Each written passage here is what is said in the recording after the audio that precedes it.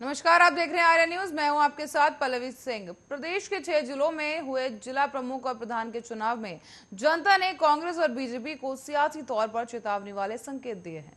इन चुनावों में कई जगहों पर मिलीभगत और भीतरघात के उदाहरण भी देखने को मिले। इस दौरान आपको बता दें, इसके कारण आगे आने वाले दिनों में सियासी कलह को और भी ज्यादा बढ़ाने का रास्ता साफ कर सकते हैं।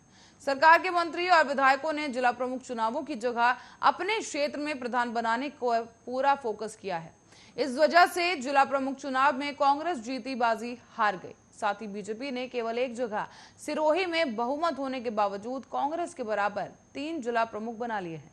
साथ ही आपको बताते चलें, कांग्रेस और बीजेपी के लिए इन चुनावों के जो परिणाम है वो अलग अलग सियासी मायने होंगे। ऐसे में इन चुनावों से पूर्व राजस्थान जो है उसके संकेत मिले हैं कि बीजेपी इस क्षेत्र में अब भी अपनी पकड़ नहीं बना पाई है। भरतपुर जिले में तो कांग्रेस बीजेपी दोनों की जगह निर्दलियों का बोलबाला रहा। ऐसे में कांग्रेस ने ज्यादातर जगहों पर पार्टी का सिंबल देने की जगह निर्दलीय चुनाव लड़ा है। इसी बीच इन चुनावों में बीजेपी की रणनीति कई जगहों पर कांग्रेस पर भारी मिली। दोनों ही पार्टियों में स्थानीय स्तर पर गुटबाजी हावी रही और गुटबाजी और बढ़ने की आशंका भी जताई जा रही है। जिला प्रमुख चुनाव में कांग्रेस खेमे में जयपुर, भरतपुर और दौसा में क्रॉस वोटिंग सामने आने के बाद अब कांग्रेसी खेमे में कलह शुरू हो गई है। साथ ही आपको बता दें कि सबसे ज्यादा कलह जयपुर को लेकर हो रही है, जहां पर बहुमत होते हुए भी उसके 2 जिला परिषद सदस्य बीजेपी में जाने से पूरा सीन बदल गया। ऐसे में इस रणनीतिक चूक पर अब सवाल भी उठाए जा रहे हैं।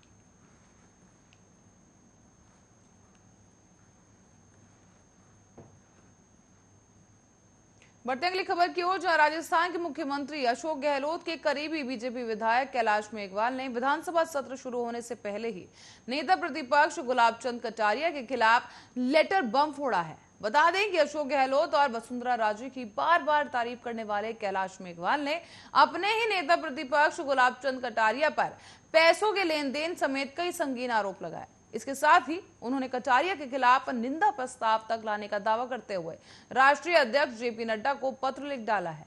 पूर्व स्पीकर ने पत्र में लिखा है कि गुलाब चंद कटारिया की छत्र छाया में पार्टी पद और टिकट बंटवारे में लाखों करोड़ों रुपए की हेराफेरी होती रही है। अशोक परनामी ने लाखों रुपए का वापस लौटवाया था और ऐसे में अगर आरएसएस का रक्षा कवच हट जाए तो इसकी सार्वजनिक जानकारी हो जाए तो दर्जनों माई के लाल सामने आ जाएंगे। मेघवाल ने आगे कहा कि साल 2008 में गुलाब चंद कटारिया, घनश्याम तिवारी, अरुण चतुर्वेदी और ओंकार सिंह लखावत ने गंगा जल लेकर सौगंध खाई थी कि वसुंधरा राजे के पक्ष में कभी नहीं जाएंगे। कटारिया ने स्वयं के स्वार्थ साधने के लिए इस सौगंध को सबसे पहले तोड़ा और वसुंधरा राजे की शरण में चले गए।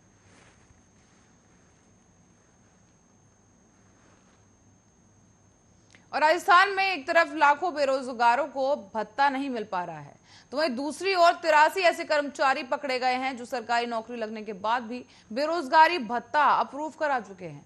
इनमें से 2 को भत्ता उठा भी चुके हैं। और ऐसे में राजस्थान कौशल और आजीविका विकास निगम ने state insurance and private fund से डेटा कलेक्ट कर चौंका देने वाले खुलासे सामने लाए हैं। इनमें से 2 ऐसे अधिकारी मिले हैं जो कि शिक्षक बनने के बाद भी बेरोजगारी भत्ता ले चुके थे।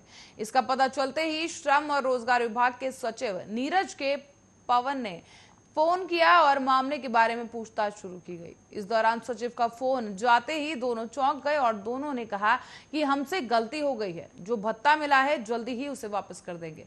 हालांकि दोनों ने मिलकर करीब 20,000 रुपए भत्ता लिया है और अब दोनों के खिलाफ कार्रवाई की जाएगी। साथ ही बाकी जांच भी किए जाने के आसार हैं। साथ ही आपको बताते चले कि नौकरी के बाद भी रोजगार भत्ता लेने वाले के खिलाफ विभाग ने सभी जिले अधिकारियों के साथ अब वेरिफिकेशन करने के निर्देश जारी कर दिए हैं। इसी की तरह से अब मामले सामने आते ही अब विभाग ने यह फैसला किया है कि सरकारी या फिर प्राइवेट नौकरी के बावजूद बेरोजगारी भत्ता लेने वालों को पकड़ने के लिए हर महीने 2% बेरोजगारों का सैंपल वेरिफिकेशन करवाया जाएगा। विभाग ने सभी जिलों के अधिकारियों को वेरिफिकेशन के लिए पत्र लिख दिया है और इससे सरकारी या फिर नौकरी करने के बावजूद बेरोजगारी भत्ता लेने वाले लोग अब पकड़े जाएंगे। साथ ही आपको बताते चलें कि अब तक बेरोजगारी भत्ते के लिए आवेदन कर चुके हैं और उनकी अब रैंडम जांच की जा सकती है।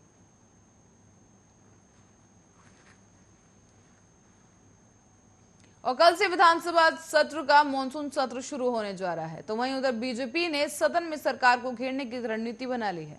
बीजेपी प्रवक्ता और विधायक रामलाल शर्मा ने सरकार को हर मोर्चे पर विफल बताया है। उन्होंने कहा कि किसानों की कर्ज माफी, बेरोजगारों के लिए रोजगार और संविदा कर्मियों के लिए नियमितीकरण के मुद्दे को लेकर बीजेपी सदन में सरकार को घेरेगी। उन्होंने आगे ये कहा कि सरकार हर मोर्चे पर विफल रही है और साथ ही उन्होंने कहा कि प्रदेश में क्राइम अनकंट्रोल होता जा रहा है। विधानसभा में भाजपा का प्रत्येक विधायक जनता की आवाज बनेगा। रामलाल शर्मा ने आगे कहा कि प्रदेश में कानून व्यवस्था बिगड़ चुकी है, बेरोजगारों के लिए रोजगार तक नहीं है।